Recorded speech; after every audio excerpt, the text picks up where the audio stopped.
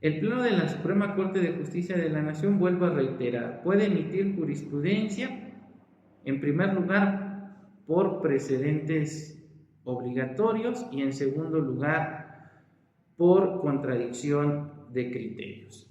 Ahora bien, el segundo órgano que hasta hoy puede emitir jurisprudencia precisamente son las salas de la Suprema Corte de Justicia de la Nación, y lo pueden hacer a través de los precedentes obligatorios, siempre que las razones que justifiquen las decisiones contenidas en sus sentencias sean aprobadas por mayoría de 4 votos de los ministros presentes. Recordemos que hasta hoy las salas están integradas por 5 ministros,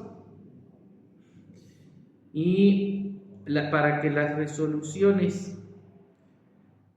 que emitan estas alcancen el valor de jurisprudencia, entonces deben ser aprobadas por lo menos por 4 ministros. Sin embargo, hay que recordar que, derivado de la reforma publicada en el Diario Oficial de la Federación el 15 de septiembre del presente año, estas van a desaparecer en 2025 insisto, solamente la Suprema Corte actuará a través del Pleno. Asimismo, recordemos, se disminuye el número de integrantes de ministros de 11 a tan solo 8, y para que las resoluciones del Pleno alcancen el valor de jurisprudencia a través de precedentes obligatorios o contradicción de criterios, se requerirá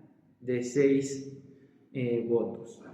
Ahora, hasta hoy, las salas de la Suprema Corte de Justicia de la Nación pueden también sentar jurisprudencia por contradicción de criterios cuando diluciden los criterios encontrados, por ejemplo, entre los plenos regionales o entre los tribunales colegiados de circuito que pertenezcan a una diversa región. Esta facultad, desde luego, derivado de la reforma constitucional en comento, una vez que se extingan las salas de la Suprema Corte de Justicia de la Nación, entonces recaerá exclusivamente en el Pleno de la Suprema Corte de Justicia de la Nación. Es decir, aunque en esencia no hubo un cambio a los sistemas de integración de la jurisprudencia, la reforma constitucional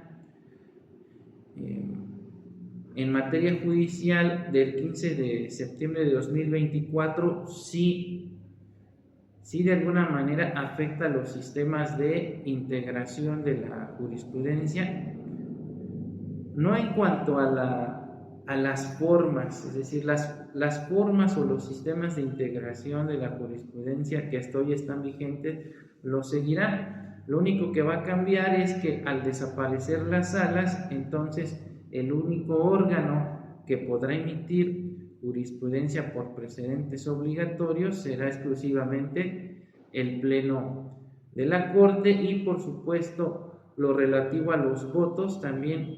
Si antes se requería de una mayoría de 8 votos, ahora se requerirán de tan solo 6 votos. Y así nos vamos entonces en orden jerárquico, inmediatamente abajo de las salas encontramos a los plenos regionales. Estos pueden sentar jurisprudencia por contradicción de criterios exclusivamente cuando resuelven los criterios contradictorios entre los tribunales de circuito de su región correspondiente. Y finalmente, ya en la parte más baja de esa jerarquización, encontramos a los tribunales colegiados de circuito.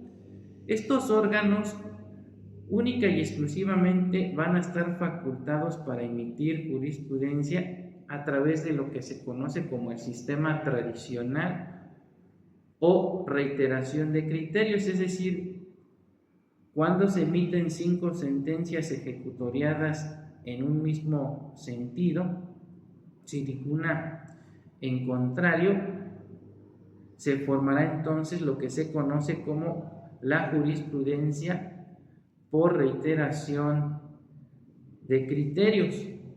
Estos serían entonces hasta hoy los sistemas de integración de jurisprudencia que contempla la ley de amparo.